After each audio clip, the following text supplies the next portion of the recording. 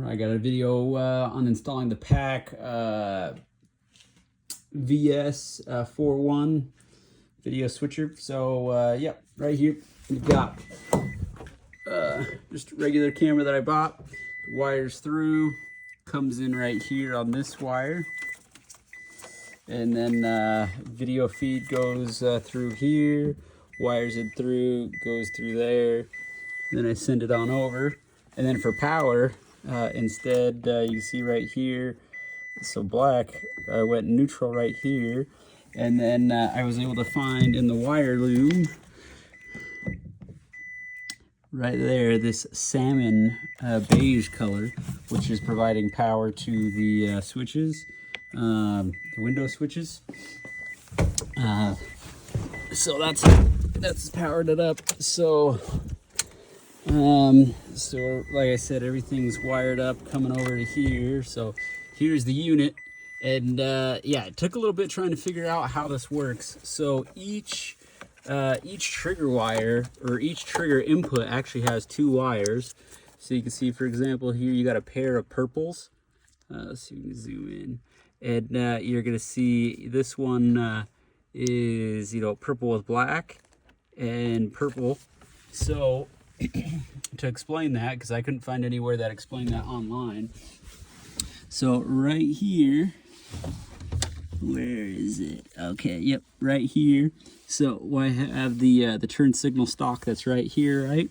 So normally it's running 12 volts, and then when you click it over, it actually drops down to 0 volts, or drops to ground.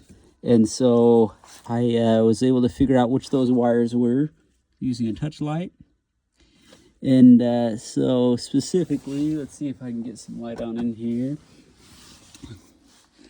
So it was the, so for you doing a 2018 Tundra or 2.5 gen, it's that salmon looking color, and then this like baby blue. And so you can see I've got two wires, these green ones. And so over here, so for trigger 3, there's a plus and a minus, right? So this one is just green, doesn't have anything, doesn't have any black marks on it. But then the other one is green with black line. Yeah, now you can see it. And so, so one of those wires came in and crimped there. The other one is gray. You can see there's right, so gray, the trigger, the second trigger, and so forth. So right here, you see, yeah, it's on the side, but so the priority is the first, second, third, and then fourth. Wow, that's annoying. So you can see, obviously that works. But so the first will override the second or third or fourth channels, or whatever's input on it. So if you're in reverse and you have the turn signals going, it's always going to show reverse until you're out of reverse. Anyways, so what I do, left turn signal, then it pops up. There it is, and you can see my hand, right? And then a little bit of lag.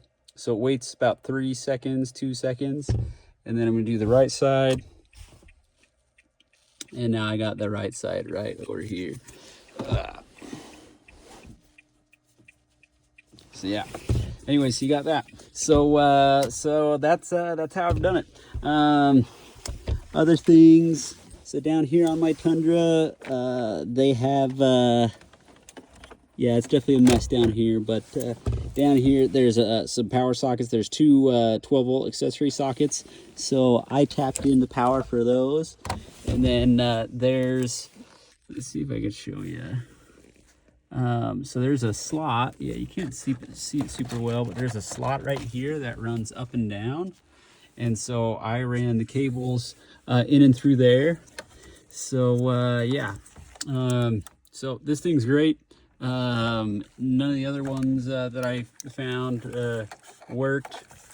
I had to call a shop and they said this is the one.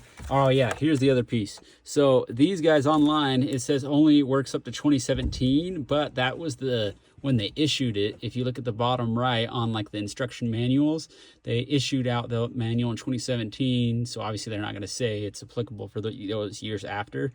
So I still bought this. So this should work for all 2.5 gens and maybe even up above into the 3rd gen Tundras. Yeah, this has been great. I also looped off some other stuff. There's some accessory things in here, right? So I'm not using this at all. That's for some other PAC items and whatnot. So really it's just power and power the trigger inputs, and then yeah, I've got all of these, right? So yeah, you'll have 4 of those going around. So yeah, so the last thing I got to do is yeah, this is got this big coil, right? So this is coming over from one of the turn signals. You can see a little bit better if I take this out. Yep.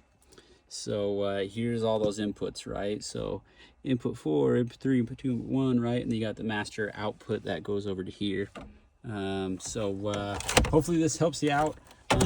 Yeah, I couldn't find really great info on this, so hopefully this helps you understand a little bit how those input triggers work. So you use the positive input trigger if you've got a positive 12 volts, and then it should be fairly sensitive, so even if it's a few milliamps, it should pick it up. And then if it drops to ground, then you'd use the negative one. And so yeah, you don't have to use both the trigger inputs, just one or the other. And yeah, good luck out there.